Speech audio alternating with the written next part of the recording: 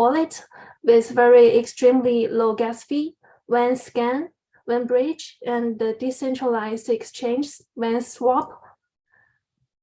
As to the developers,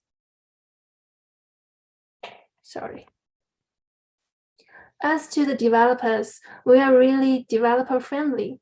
Build on Vision is really easy and convenient because Vision is EVM compatible. Developers can deploy the dApp just like on Ethereum. So why we want to support this hackathon? The reason is because we think that Cloud Class has done a very amazing job. They have made great effort in the construction of the Web3 ecosystem. This hackathon combines project parties and investors, linking the two parties through activities and bring opportunities for mutual cooperation. As a public chain, Vision has been doing research and development since 2016 and is investing in some projects can be built on the public chain, especially projects for Chinese people all around the world. We are really experienced in technology development, talent use, community cooperating, market support, and financial support. And we want to take this opportunity to know and get in touch with more people who are willing to contribute to Web3 ecosystem, whether you are a developer, enthusiast, project party, or activity host. If appropriate, we are able to support with payouts and bonuses, and hopefully we can make further and deeper cooperation. That's all for Vision. Thank you, and I'll hand it over to Hejia. Thank you.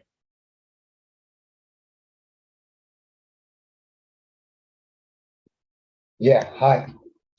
I think I've already made my introduction earlier, but I'm the CEO for Vision in Australia as well, but I'm currently in Canada. And yeah, we're all excited to be here. Yeah, thank you, Jack. Yeah, thank you. Okay, let's move to the real part. Okay, our first team is from Dalbit. I think Isabella gonna present. Yeah, are you ready? Yes, of course. Okay, so Isabella, you have 5 minutes. Okay, sure. Hi Yeah, everyone. yours. So let me share my screen very quickly. Okay, so for today I'm introducing you a project that basically provides you cross-chain Web3 identities for every individual and every community. So the keywords for today is decentralized, cross-chain, self-sovereign, and open source. But before we know what .bit is, let's first try to understand what is domain and what is .com. Those two are the common sense in Web2 world, basically. So we all know when internet emerged and when everyone is talking about how internet changes the world and how everyone's talked about how every company must have its own product. And now it's still a common sense that very special word following with .com may worth a lot of price. And I just simply list the most expensive domains that I can find on Wikipedia with their prices and the sale years. And what does that have to do with the Web3 world? So in Web3, we are now talking about more than just internet. We talk about blockchain, Web3, decentralizations, and other stuff.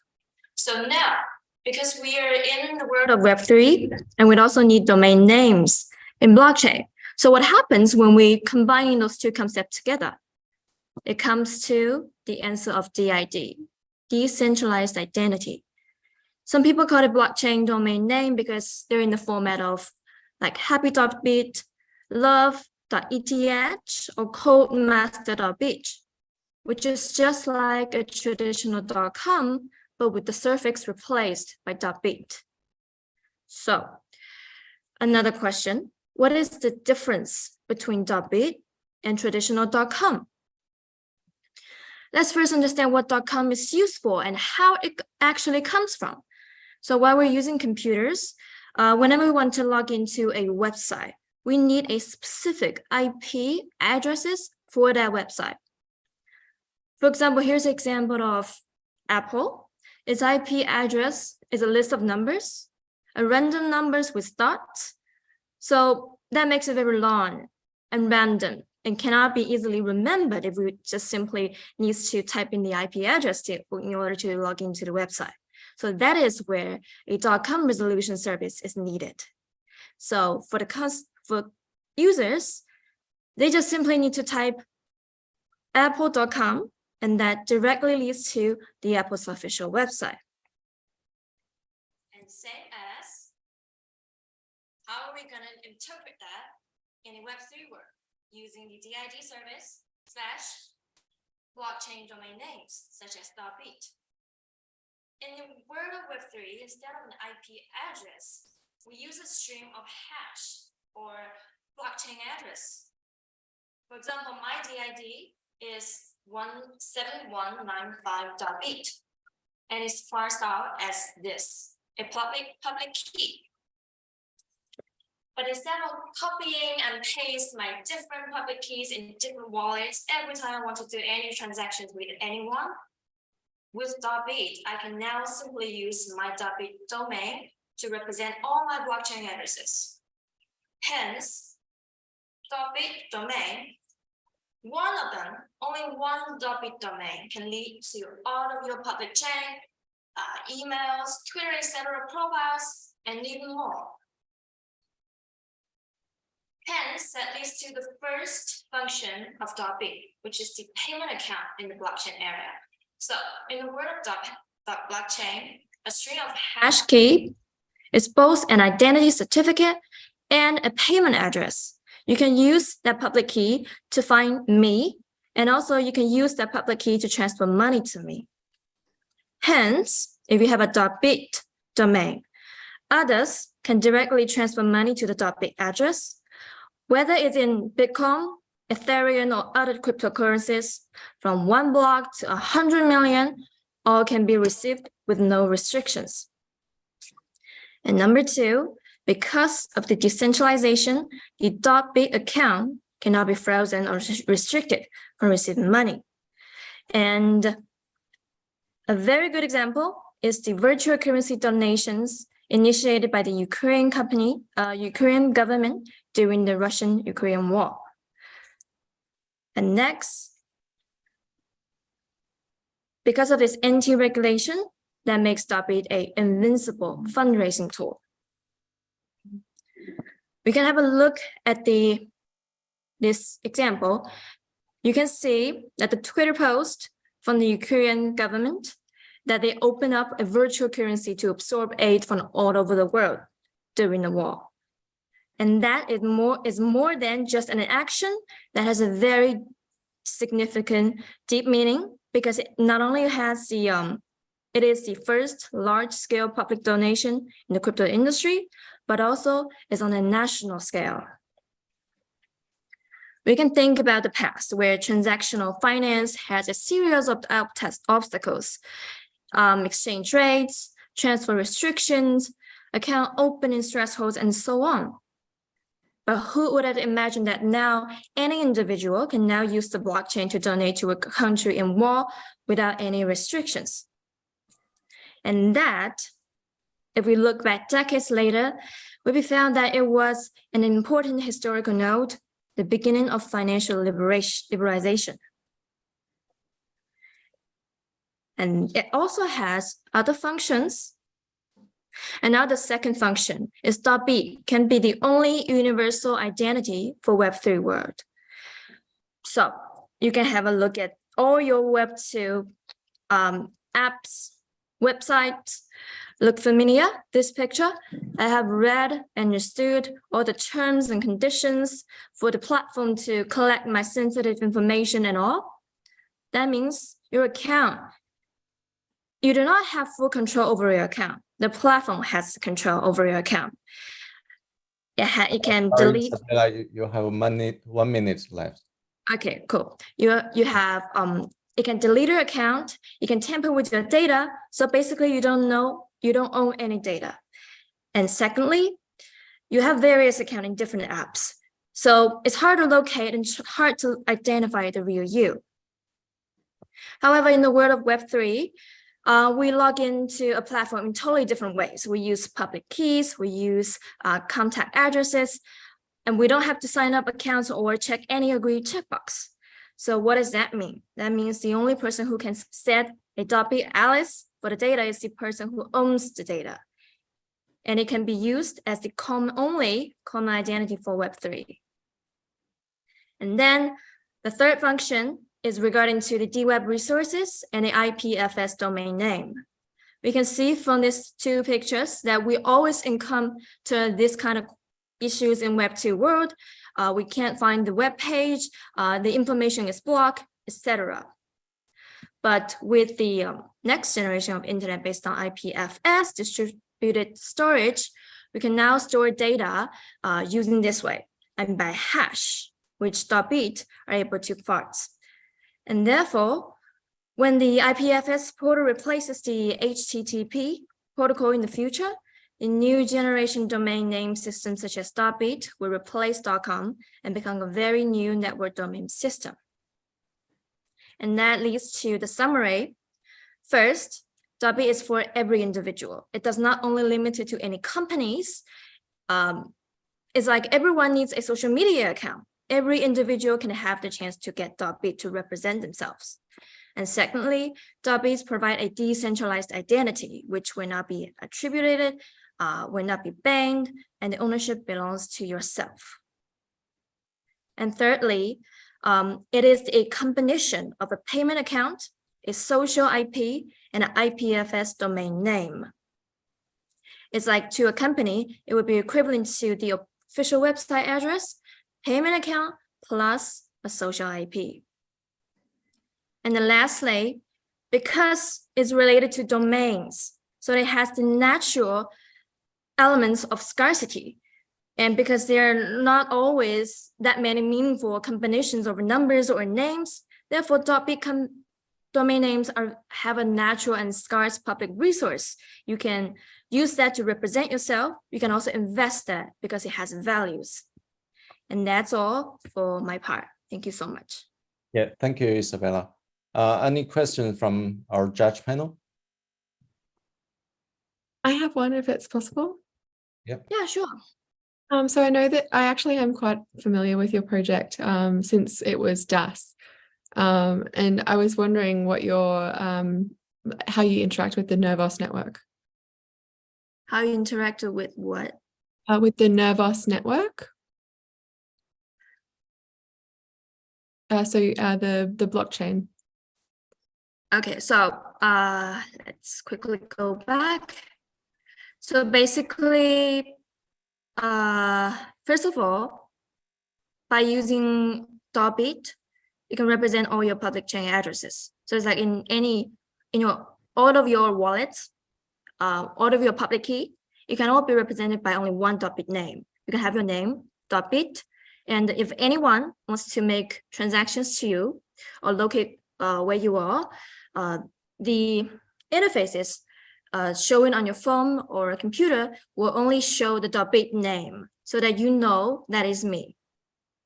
And then I can say it's only another way for you to log on to social media. You can do that.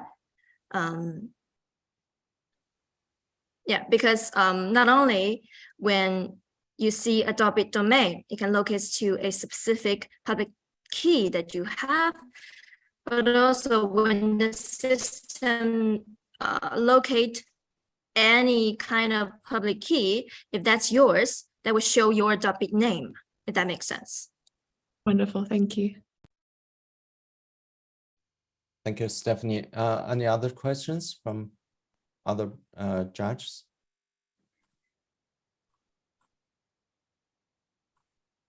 Let's see. Rebecca, you have any questions about .bit?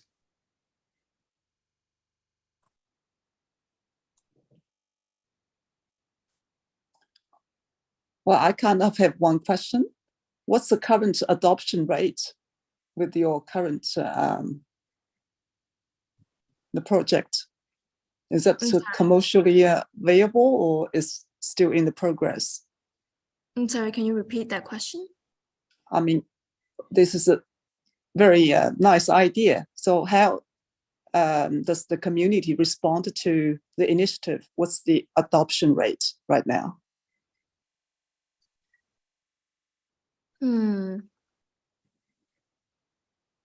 So what's the adoption rate? Yeah, that's right.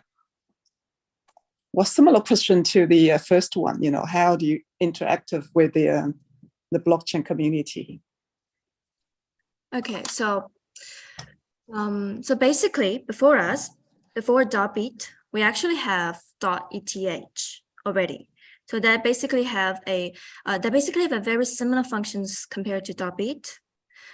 You can use for example, like love.eth, you can use that to do any transactions in that Ethereum chain only, but different from .eth.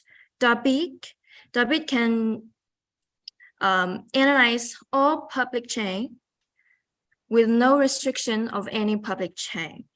So basically in the whole internet of Web3, you can use this one .bit domain to represent yourself. If we think about it, compare with the idea of domain and .com, that means for example, in the Web2 world, if a company wants to have a website, they have to have a domain name of .com. So they will spend millions of dollars just to buy that .com to represent themselves. So that's the same in .beat. So that means it has a natural value of investment. You can invest that .beat domain because it has value. If the word is scarce, and then you can use the .beat domain to do transactions, to do donations. One .beat name can link to all your public chain, can link to all your profile, email, Twitter, and any public chain addresses. And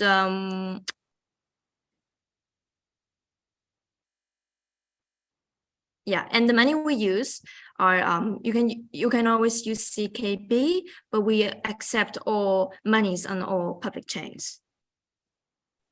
So if that makes sense. Thank you. Thank you.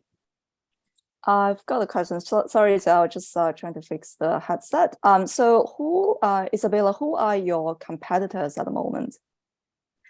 .eth, probably, because it's the first like Web3 domain project in the area, and it already has its own business over there, and also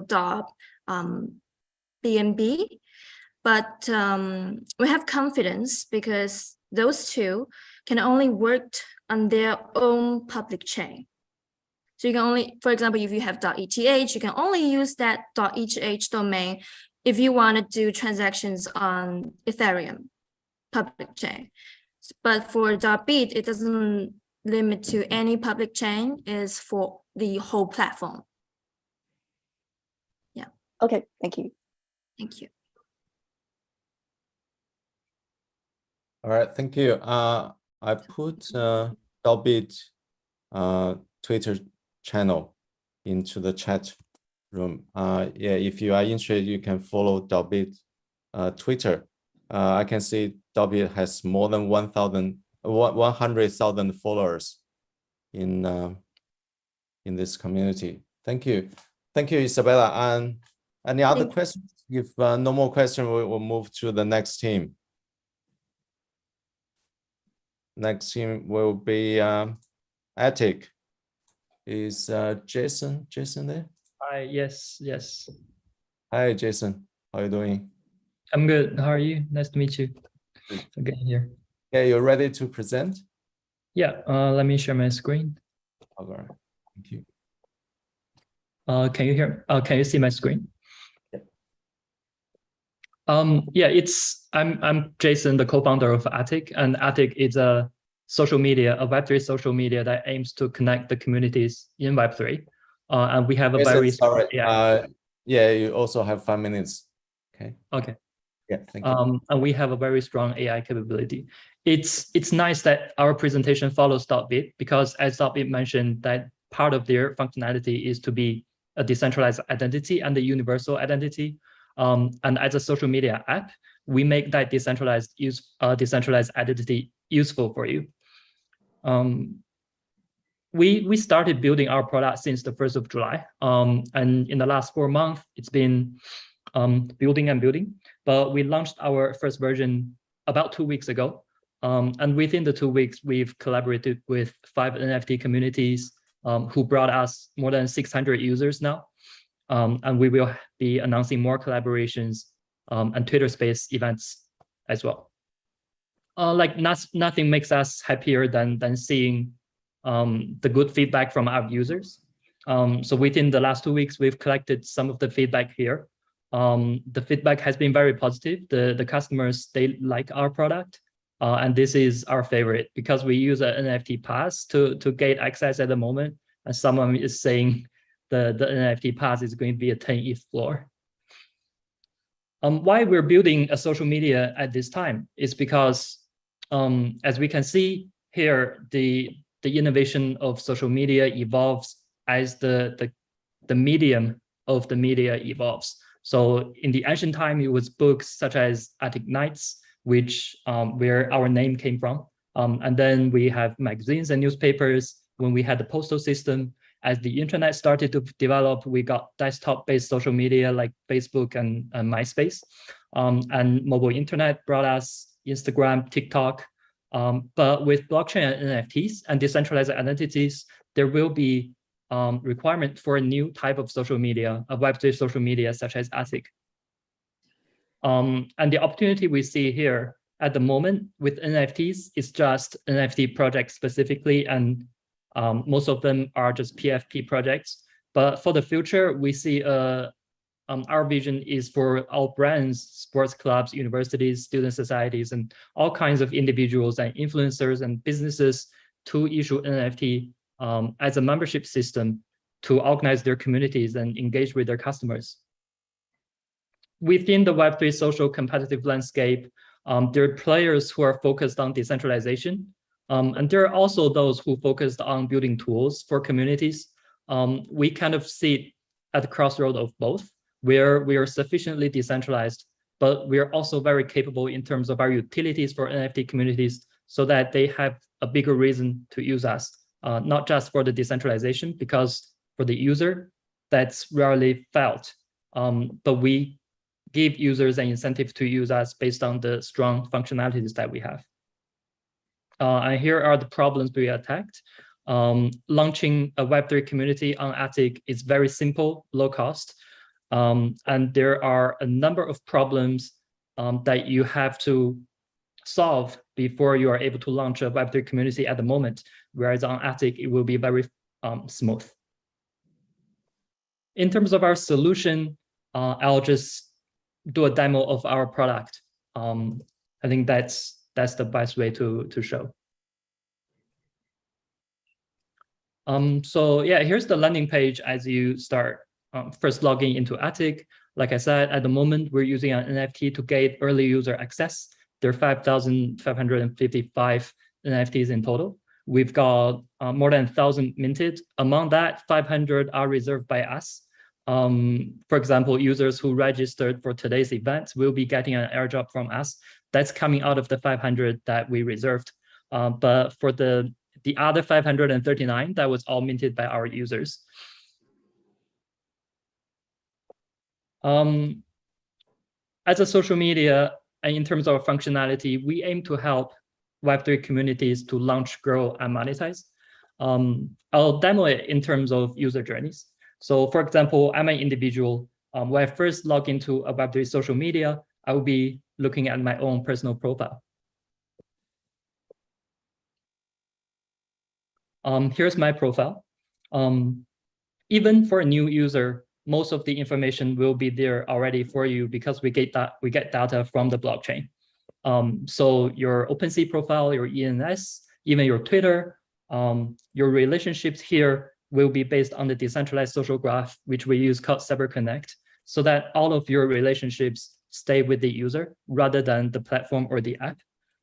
Any other apps built with CyberConnect, you'll be able to see your relationships staying with you rather than the platform. In terms of chatting, we're also using a decentralized protocol called XMTP, where all your conversations stay with you and not the app.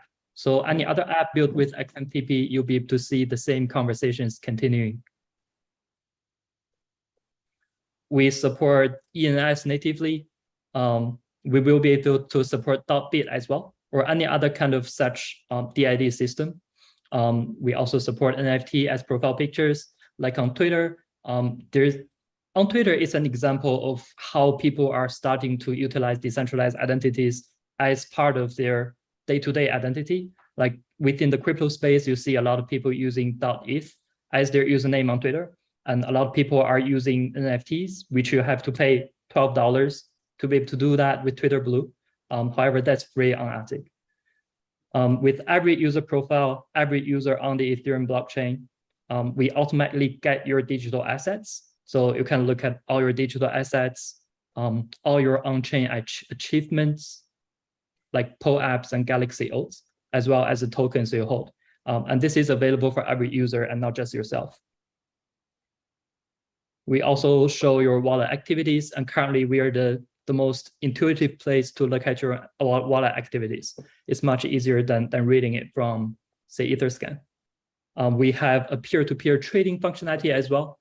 So while you're browsing the social media content, you may be interested in someone who's showing his NFT. So we can go into that user's profile. You'll be able to see all the NFT that user has. If there's one that you're interested in, you can initiate a trade directly from there with any token you hold or any NFT that you hold. So if we go to my own profile, you'll see there's the trading history, my trading history. Just for the peer-to-peer trading functionality, we're currently the most user-friendly place to do. The alternatives are NFTtrader.io and SudoSwap, but if you use both, you know how difficult they are for someone to use. But on our platform, it's the most fluid and user-friendly way. And coming back to our main purpose, which is serving NFT communities. And for helping communities to launch, there are two scenarios. One is for an NFT that you already hold. In that case, you can just activate the community here. We automatically get all the NFTs in your wallet, and you can choose to activate the community for that NFT. And just with one click, you get to access all the community functionalities for that NFT you hold. Another use case and the bigger market is for anyone to be able to create a new community by launching an NFT. And soon we will have that functionality within a week or two. And by then we will be the easiest place, but also most powerful place to launch an NFT membership system. Users will be able to not only set a quantity and price, but they will be able to update their quantity and price on the fly. So with the NFT project we're currently familiar with, they usually have a limit because these projects want to make their NFTs scarce so that their value become higher. Whereas for NFT as a membership system for organizations, as the organizations grow, you want to include more members. So we allow communities to do that. They can increase their quantity. They can choose to soulbound or not soulbound the NFT for their own purposes. Now, if we go to an example of a community, for example, Anonymize. This is a pretty well-known NFT community in the NFT space, and we just announced a collaboration about a week ago. With Anonymize, with every community on our platform, we provide a suite of tools to help such communities grow and organize themselves. Jason, you have actually your time is up. Half a minute, please. Just to show this analytics dashboard, this is one example of a tool that we built for our communities. So here you get all the analytics related to that NFT. Because every community is based on a contract, we can do this easily. But more importantly, for example, the top holders, you get to see who are the top holders are within that community. But you also get to look at the profile of that user, and you get to connect with that user and talk to that user directly from there. Yeah, since my time is up, I'll leave the rest for questions. All right, thank you, Jason. Any question from our judge panel? I've got a question. Thanks, Jason, for the presentation. So what's your go-to-market strategy? Yeah, with our go-to-market strategy, there are two parts. One is with existing communities. So for those communities who already have an NFT, we can use a variety of ways to attract them. For example, at our first stage, we're gating our access with our own NFTs. So at the moment, whichever community collaborate with us, we offer them a free mint of our NFT. This is attracting a lot of communities to us, and which is how we already got more than 600 users. But in the future, we will attract our communities by the tools that we provide them. For example, here, like every community has that analytics dashboard, which is only the first of a series of tools we want to build. And this is a dashboard that every user will be interested to look at. So here we see who are the most profitable people within that NFT community, and who are the top holders within that community. Our analytics are aimed at better connecting people, and not necessarily for trading purpose. So for every community, the more connected your members are, the better your community get to grow. And that's not necessarily trading related. So we want to provide that kind of place. There will be other tools we build. Our vision is for this to become an open marketplace for tools between developers, communities, and users. We will become a revenue sharing protocol where every developer will be able to build tools for different communities. The communities get to choose what tools they want to use. And based on usage, we allocate that revenue between developers and communities and users. So that's the first part for existing NFT communities. But the second part is for those communities who are interested in Web3, but don't have their own community, that haven't established an NFT. For those will be the easiest place to launch NFT memberships. So anybody will be able to do that within seconds. And it will also be the most simple, but also powerful place to do it. Right now, our login is with your wallet, your MetaMask, but soon we'll integrate a tool called Magic. So users will be able to log in just with password and an email, but we also automatically creating a wallet for them so that those people who are interested in Web3 but are not in Web3 yet get to try these functionalities very easily as well.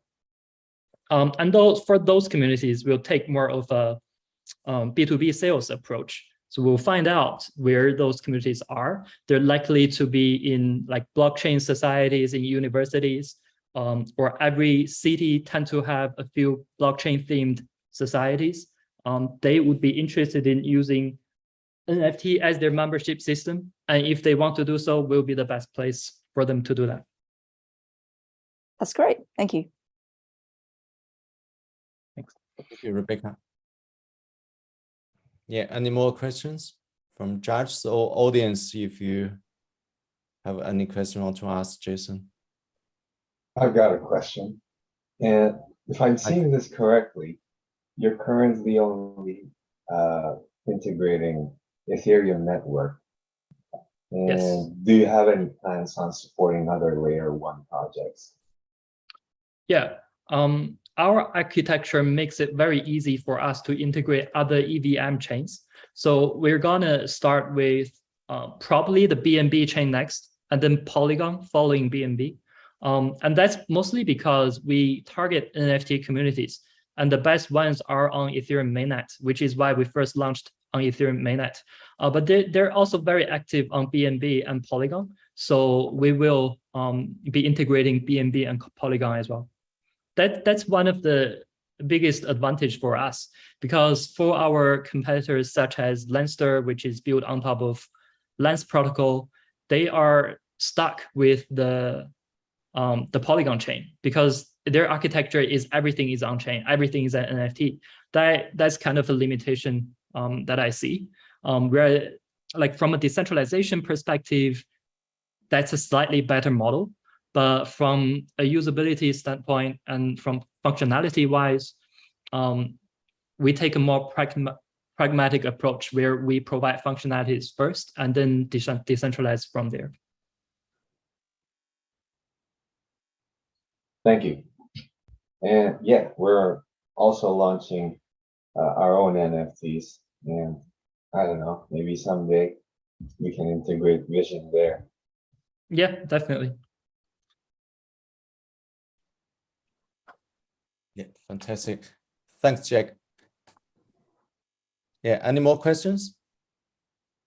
And okay, and I also have to mention that Jason gonna offer free mint to all the people who register on this event.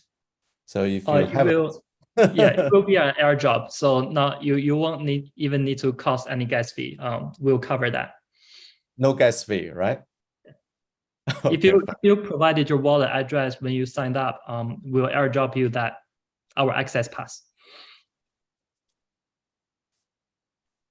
Yeah, if you haven't, remember you see a QR code on our poster. You can scan and register.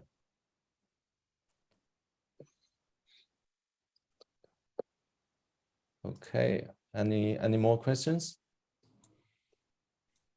Yeah, so you guys can see a poster on my screen, so you can scan the QR code and leave your wallet address. And Jason from IT will provide free mint to a wallet. Okay, if no more questions, we're gonna move to the next project. Thank you, Jason, for your presentation. Thank you. Next team will be Carol.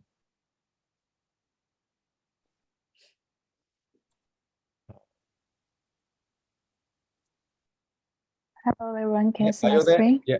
Yeah. Okay. Yeah. Fantastic. Okay. All right. Let's start it. Rooted in NFT values, exploring Web3 futures. This is Kova's market.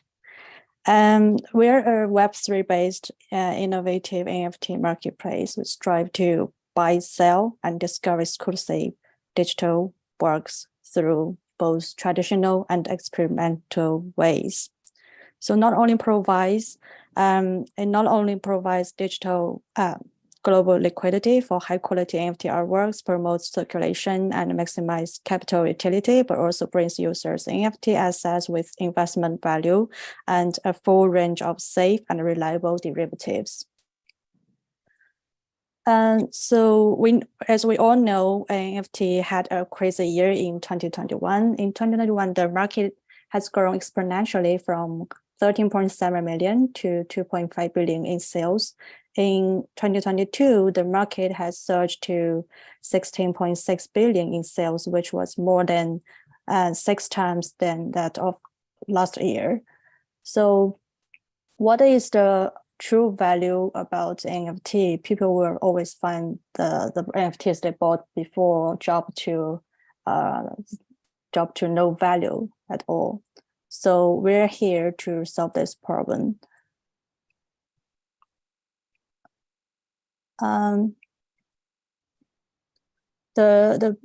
So to be part of this big market, Kovas aims to provide easy-to-use derivatives offering service for art creators. It also provides NFTs with stable value and perfect ecosystem service for IP collectors. So these 6 advantages that make Kovas stand out among the existing NFT trading platforms. The first one is aggregated liquidity and cross-market ordering. For example, you can get an overview of mainstream NFTs at a glance and directly purchase those NFTs issued on OpenSea and other platforms on our Kovas without having to log in to their website one by one. And second is that save up to 5% gas fee, optimizer, smart contracts, and batch ordering and cancellation. And for example, which means that Kovas is built on REI network, which greatly reduces the gas fee. And on the other hand, the batch ordering and cancellation function brings 3 benefits to our traders. Let's say if you want to buy 10 FTU artworks and you only need to pay 1-time fee, not 10 times. Third is that the lowest transaction fees and impressive user incentive scheme. As mentioned above, our transaction fees are among the lowest in the industry currently. In addition, the diversified incentive mechanism driven by the community is also one of the important means to ensure the open growth of Kovas. The user referral program is currently under development and is about to be launched soon. So the first is that powerful toolkits, collective and mixed payment. To simplify our tradings for users, a variety of widgets are also one of the highlights of Kovas. Among them, take the mixed payment as an example. Similar to the current cross-chain payment, it means that it's possible to use different tokens to settle together. Like half of the payment is made in USDT and half of the payment is made in BTC or Ethereum. So the next one is advanced vault lending staking instrument model. On top of the NFT asset buying and selling, we integrated diversified DeFi functions to accelerate liquidity and maximize our asset value. The last one is innovative auction mechanisms. Compared with general auction mechanisms, we also added Dutch and co-auction on top of this to make a more diversified price comparison needs. So our business segment will include 3 sectors. One is a main board for projects that be approved by Kovas DAO. The second is innovation board for creators to upload NFTs and engage with their own followers. Third is Launchpad, which is a public artwork launching platform for both creators and users. It will provide our users with the priority to subscribe to high quality projects and jointly empower and expand our community together. In terms of timestamp insurance, this is very innovative function here, which means that using the price at which the user purchased the NFTs at the benchmark price, when the NFT held by the user are lower than the benchmark price when purchasing the insurance, the system will automatically trigger the insurance contract.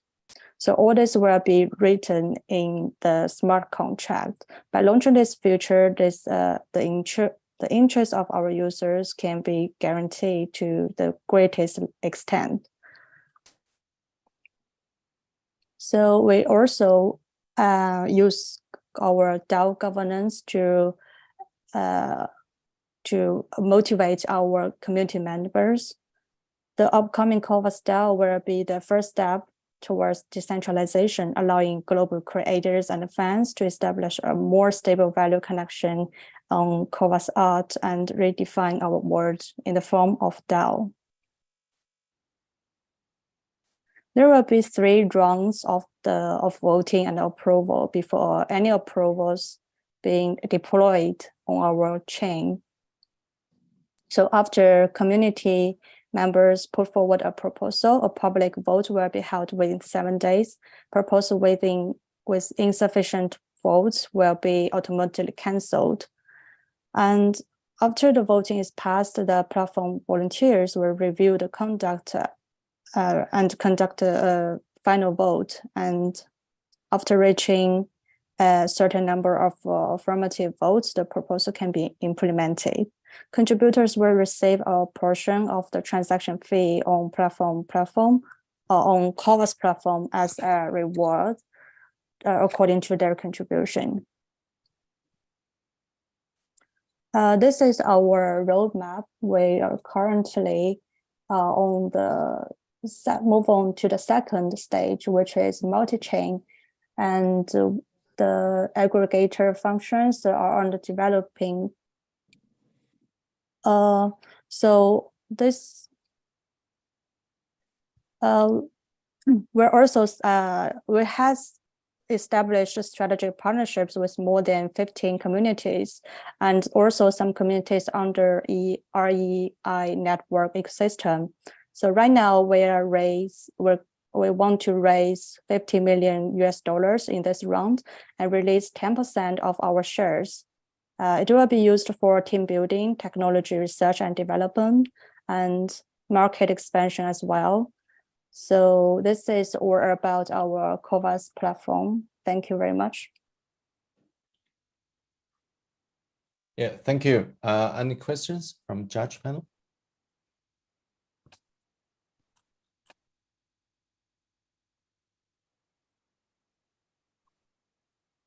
No, no questions.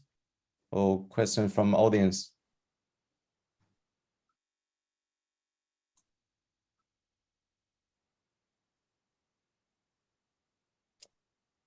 No questions?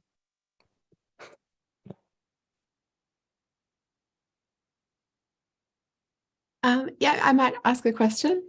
All right. Okay. So in terms of, do you have any users at the moment, or are you still kind of in development stage? We are, so right now we're promoting some NFT pass campaigns in our own communities. We have acquired a certain number of our users for potential use in future, because if only the user who owns the NFT pass get the priority to access our ecosystem. And right now we have built our community on Twitter and Discord. On Twitter, so far the users of the followers there has reached 13.4 over 13,000 followers, and we got over 3,000 followers on our Discord community. Well, that's great. Congratulations. Okay, thank you.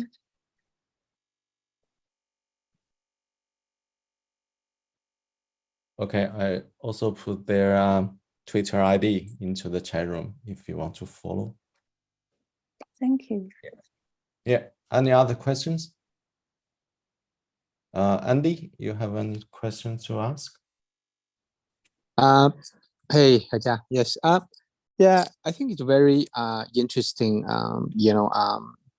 presentations and very impressive. So I have a quick question. Is there any particular reason you choose arts? Because I think you are, your major focus on the arts, right? Especially for the the creative arts. What's the response from the community so far?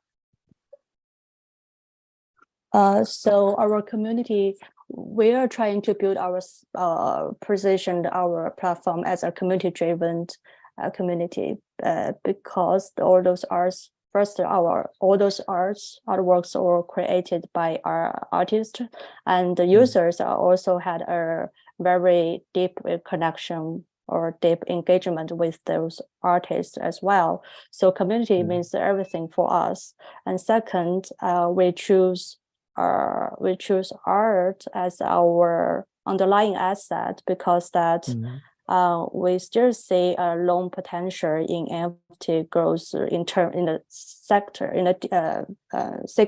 this segment, because you see a lot of arts, they got auctioned, and got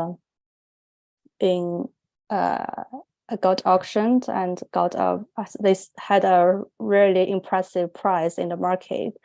But if you look at, and this is the biggest market in NFT markets, comparing with those like NFT play cards, or for football games, or for game items, equipments, X sector.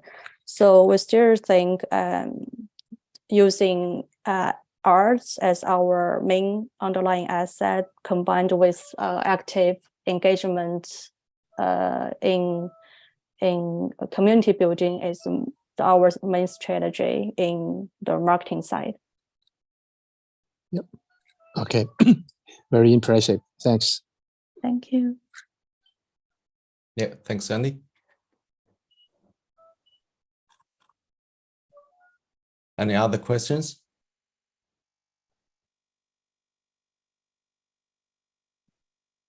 No? Okay, thank you, Kara, for your presentation. And we move to the next one from Simis. Is Isabella? Sorry, it's Vincent. Oh, Okay, sorry. No, Isabella is my assistant. Thank you for having me. So I'm going to have a quick share of my project because I'm not creating like because I'm going to arrange in Friday and now I'm sorry. It's my bad. Yeah, we moved you Don't worry, to maybe you can see the maybe you can see my screen. Yep. I'm checking which screen you are seeing. It's a TG screen or the website screen? It's a website. Okay. Thank you guys. So about this protocol, we are trying to build a lending protocol, which is to be the best infrastructure for the DeFi and future banking. Because we calculate the market and we found out that there was over 200 billion in the past, which right now is down to 50. But we think this market is still has potential to grow to history high. So we get integrity with most underlying assets in our platform, such as the stake points, such as the LPs, especially LPs like from Uniswap, V2, V3, like Balancer, like Curve, like SwissSwap, and like Voice, like Arrakis.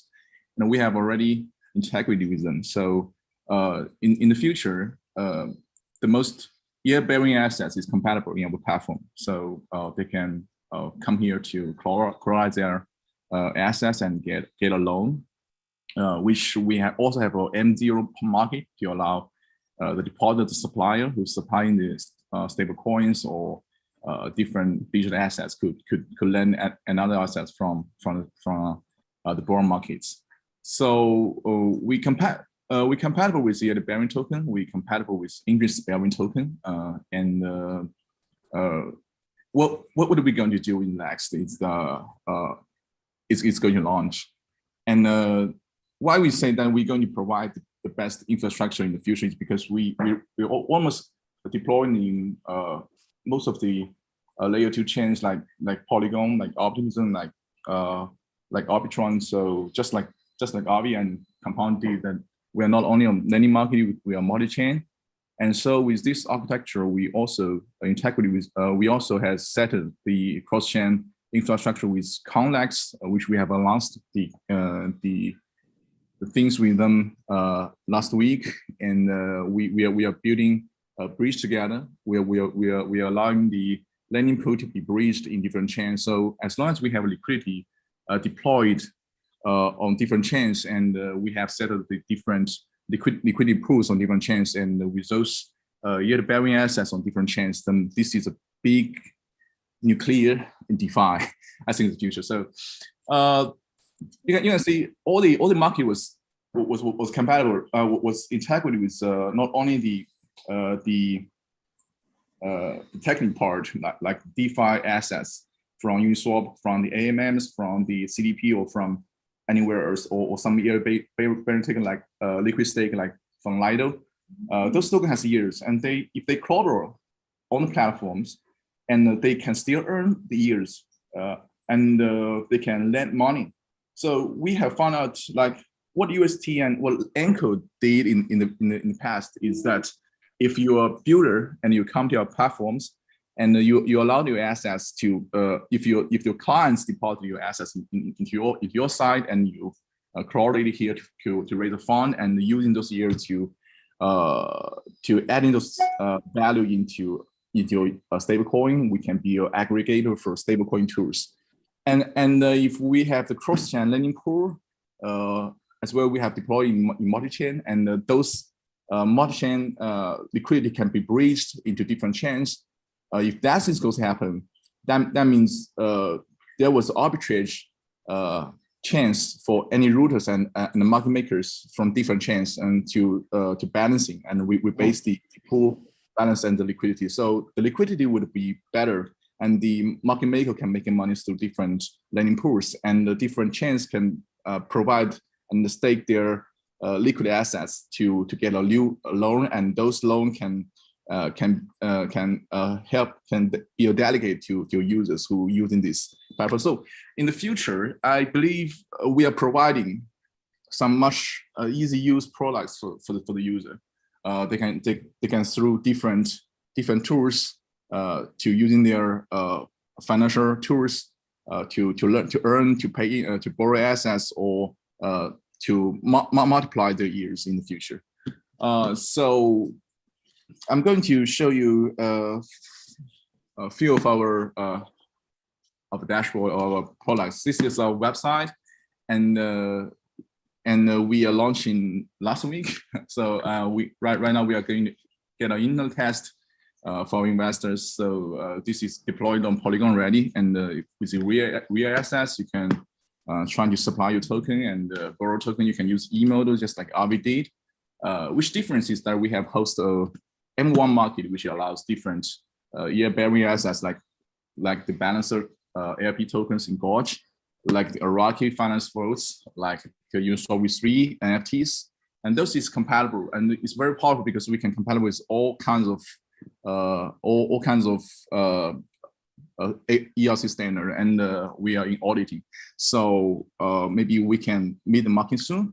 But this is just the front end, and back end we did more. We did more like the cross-chain bridge and so much technically fundamental things with several partnerships, and it's very easy to get integrated because we were not only using the architecture like RV or some lending product data. We also design our own to letting the different compatible assets can here, and just such like something that I'm trying to show is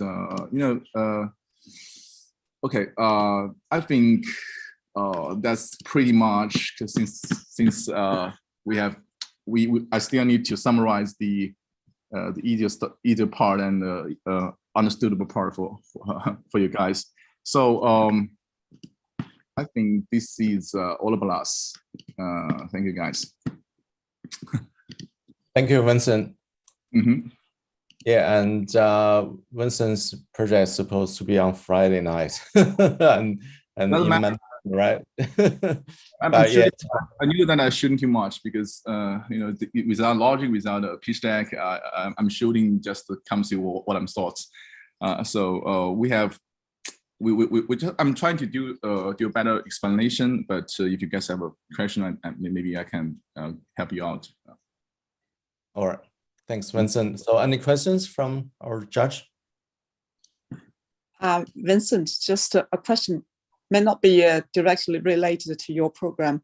I'm just wondering, with the recent events, the FTX collapsing, how do you address the integrity issue? And with the proof of reserve, how do you address, the users' concerns of those platforms? I know you're trying to make difference here by creating these cross-chain lending programs. Yes. I'm just wondering, how do you address those issues? Do you have any special program or some kind of contracts? Thank you again. Thank you for the question. First, I believe that no matter in DeFi or CeFi, liquidity will always be the most important thing for our users, because if you cannot deposit your token or assets, you might lose the total. So the priority thing is the liquidity, and also we need to create new money market for years that contains risk. We always, but for easy use to our users, we have to provide like years, like much easy use products, or we call fixed incomes interest products, which is combined with many strategies. And with those strategies, there has all kinds of different risks in it. And those risks is managed if it managed in a centralized institution, then that is intransparent. So on blockchain, especially on DeFi, because the liquidity is transparent on chain, and like the contracts we cooperate, they also has the scan to show the liquidity or to show the data which is on chain, and those on chain data can be managed, can be supervised, and those data we are a little bit involved something we call the systematic risk, because if we invest to products which has stable years and can contains huge amount of money, it must combines with a lot of strategies in it. So maybe it has no liquidity risk. Maybe the yield is not high, but it seems to be safe. Maybe it's guaranteed by some reputational agencies. However, when systematic risk comes, it collapses. So I think that's the major risk in the future of DeFi. So with so much tools that we contain, that we integrate with, that means we have to separate, we have to isolate those risks to different chain, to different supervision of agencies, like not only like audits, but some tools like EtherScan, like Polygon Scan, like all kinds of scans that can supervise those data, and those data can be monitored in your platform, and those platform can alert you which risk amount comes, which risk that you have to mention. That is easier for user to understood. But in our part is that we separate these different assets in the pool, and we always putting the real assets in it. That's why the DeFi is transparent, and it won't unless it's unsafe, like it was being hacked, or those liquid or those liquidity is being safe for users, and the new money market created for users will be much safer than the CeFi or the centralized agencies. Thank you. Yeah. All right. Thanks, Vincent. Thanks, Lee. Any more questions? Yeah, I have a question. Does your exchange allow naked shorts, leverage shorts, or other crypto? And also, does it have limit orders? Will it have limit orders in the future? Thank you for the question. We're not exchange. We are lending protocol, in fact, non-custody lending protocol. However, why we mentioned the market maker or something, we want to say that routers. This is a learn from Connex, because in the future I'm trying to build some products like people if you collateral your assets and borrowing assets, no matter this asset is from Ethereum or from Polygon, from another layer 2 chain, and those assets, if you deposit, you can earn some interest, which is from organism. Also, you can lend any assets in any chain. For example, you deposit your Matic on Polygon and lend Ethereum on BSC, or lend Ethereum, web Ethereum on Optimism, and you have no feeling about blockchain, because right now we connect with Wally, we using too much different pools, and those pools you have to know what risk in it. Like RV, they have AMA market and they have different market, and those market were separated. And those separate market, if the liquidity in those market is not high, then you might think it get risky. So you might use a bigger pool. So what we're trying to do also is RV trying to do in the future is we're going to let those different pool on different markets combine together. So if we try to allow those liquidity remove to one chain from another chain and be safer, and the price be stable, and the yields and the interest rate be stable, it must have routers to be the market makers in it. And it's based on blockchain, based on complex infrastructures. And both we and Avi has cooperated with them as well. So I think while those things comes true, then we can see in the future the products will tells you that no matter your assets on what kind of chain, you can just lend money from another chain and lend money from different pools, and those pool seems to be mixtured, but the risk is separated.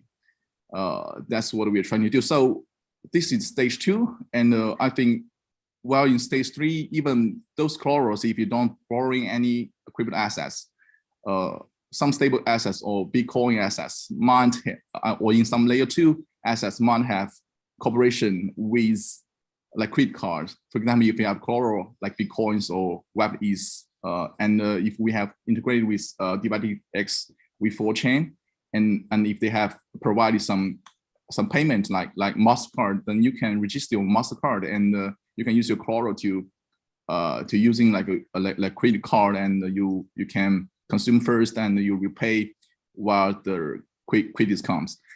So it's stage 3, and in stage 4, we believe in the future we no longer connect with the wallet. I mean, because it's pretty hard for easy to use. So we believe in the future you might come to our products with your DID.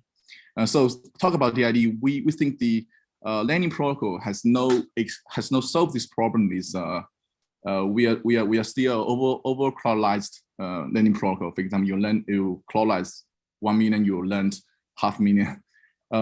That's no efficiency. You know, it's inefficiency. So what a bank that's considering to lend you money or give you credit is based on the winning that you're going to repay. So what can prove the winning in your future to repay? I believe that's DID. For example, your DID will shows your salary invoice in the future, and those can be collateralized. Then maybe if you have those information, I think in the future the credit card of crypto world will come, but it will take years, of course. So we are thinking so far about this. So we're trying to design a compatible architecture for all those tools in the future can be integrated in. So we're trying to build just a Lego piece, and the most challenging for us is those Lego piece. We digest the liquidity in the protocol, and we are strong. Be a strong architecture for routers, market makers. If more market makers comes to the ecosystem, then liquidity will be better, the yields be stable, the slippage is smaller, then the user we are more likely to use your products in the future. So with user using your products, the market size will goes bigger and bigger. And when that day comes, we will provide the most easy use products to the market. Yeah, thank you. Thanks, Vincent. Jack. Thank you. Yeah. Okay. Anyone want to ask a question to Vincent? No? I did okay. On what efficiency mode is. Sorry, if you could just quickly describe that one for me. Mm-hmm.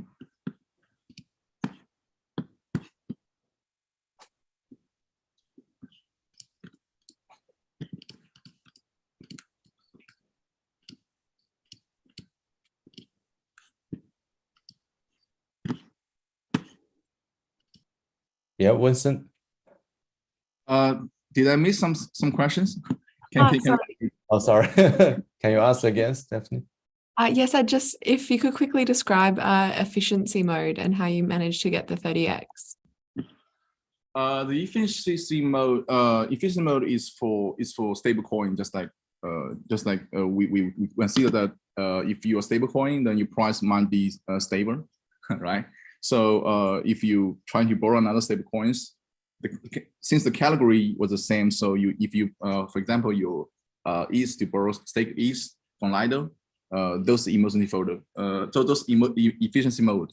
If you using USDC to borrow DAI, those efficiency mode, and if you using that function, we can allow you to higher LTV like 97%, and your liquidation threshold we up to 98%. So hard to be liquidated, and more capital efficiency will be made to the same categories, because that's for arbitrage. You know, if you're using stake ETH and ETH to arbitrage on Lido, 10 times it has 10%. That's what the arbitrator use, and yeah, that's for products. And then if you're thinking about more efficiency, like cross-chain, like what we built with Connex, those efficiency is not called efficiency mode. It's called the bridge efficiency. You know, while Connex trying to bridge your assets, from Optimism to Polygon, it might take 2 hours. So they will have their LPs, which is made by the ruler, and they clone their LP on our platform because we are compatible with those LPs. So they will borrow like a short-term USDC like for those 2 hours. For example, if you bridge 1 million, and if you want it comes to wallet as quick as possible to another chain, usually it takes 2 weeks, 2 hours or half hours. However, if the rulers automatically clutter their LP on our platform and lend the money to you, then you can immediately get the assets. That's the efficiency what we created for bridge, and those demands is 50 million per day since before they've been attacked. I knew that Connex was being attacked with Nomad, so they have a new bridge. New bridge platform, which is called Expolinium.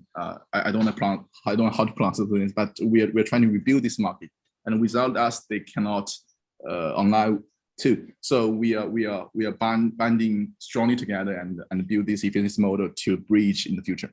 Thank you. Great, thank you. All right, thank you, Stephanie. Any more questions? Okay. Yeah, if no more questions, yeah, that's all 4 teams for tonight. And yeah, all the judges, can you open your camera so I can see you all, not just myself? And Jake, yeah, I know Jake is pretty late in Canada. It's about 2 a.m. in the morning. Jake, would you like to say some comment about all 4 teams in terms of like ideas, business potentials? Yeah, I see a lot of potential on the NFT marketplace and the lending ones. The lending, I can see that especially growing with the coming bull market. I'm just not sure when that's going to be, because we've had a year-long bull run, and I imagine it's going to take a while before we get another one. But the good news is we've got a lot of time to accumulate assets.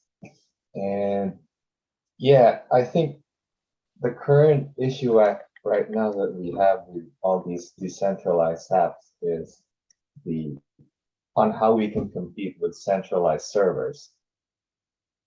So let's see what happens from here.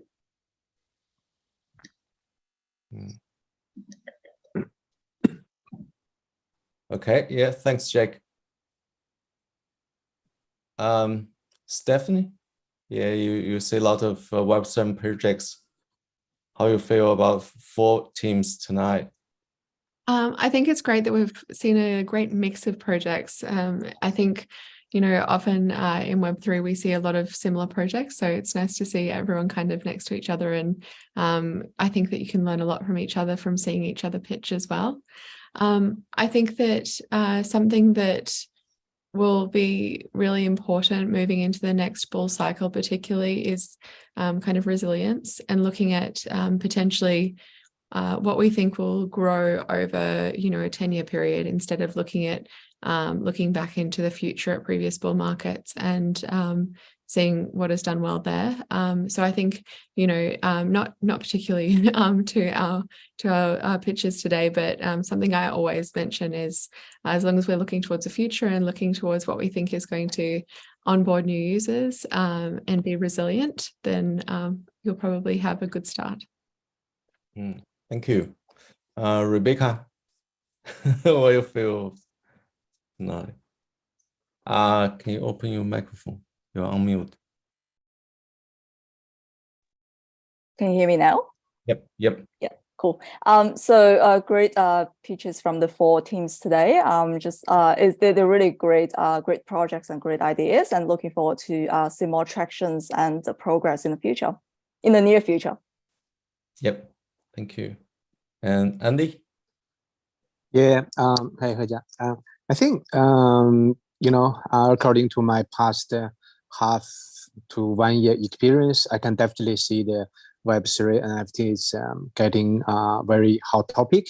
And you know, Alibaba is we are a global company, and I can see a lot of offline event, right, already been took place, like in Singapore last month. You know, from my point of view, I can see, you know, today's the 4 presenters is you know, is all great.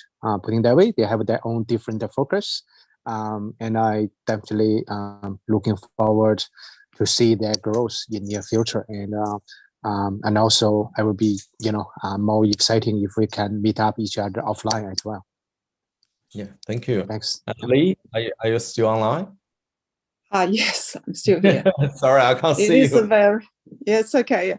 It's very interesting to hear these innovative ideas. I personally strongly believe in the next 10 years, you know, there will be a very strong growth from this Web3 sector. And for the 4 teams tonight, I personally believe they all have merits in its own right. And well, from technical point of view, I am totally ignorant. I'm just thinking those business models could be explained more clearly to the ordinary users. That will be more helpful. And for those 4 teams pitched tonight, I personally understood the last one better than, of course, you know, the Web3, the social media platforms, and the art NFT trading platforms. You know, they're all very interesting ideas, but not too sure how broadly could, you know, attract users. I'm not very familiar with those areas. But very good luck to all the teams, and wish them successful in the future. Yeah, thank you, Lee. And I can see all the judges already left the scores onto the Excel sheet. Yeah, thank you so much, much appreciate. And tomorrow night, we're gonna have another four teams to present. I think 2 of them from Sydney, actually from Australia. And yeah, you will see some interesting projects tomorrow night. And yeah, so stay here tonight. I hope I can see you all tomorrow night as well. And thank you all for your time. And thank you, Jake. Jack from Canada is very late in Canada right now. And thank you all the judges, Stephanie, Andy, Rebecca, Lee. Thank you for your time. And yeah, if you want to connect to each other, just let me know. I can help you to connect. And also next Friday, we're gonna have a meetup event. So let me find it. Yeah, if you are in Sydney, more than welcome to come join us and talk to each other. Let me see right here. Yeah. So next Friday, we're gonna bring all the teams and some of the judges. If you are free, come to Barangaroo and we can, you know, have a chat We all have food and drink to provide. And yeah. Okay, I think that's all for tonight. Thank you again, and hope you all enjoyed tonight. And for teams, and thank you all for teams, especially Vincent. You know, we moved you from Friday to tonight. Yeah, with a very short notice. Just let me mention that for a long time I didn't have a pitch, so I have to remain my pitch deck. Yeah, thank you. Yeah, that was a great pitch actually. All right, thank you all, and have a good night, and see you all tomorrow night. Thank you. See you guys Thanks, tomorrow. everyone. Thank you. Have a good night. Thank you, everyone. Thank you. Thank you. Good night. Bye. Bye.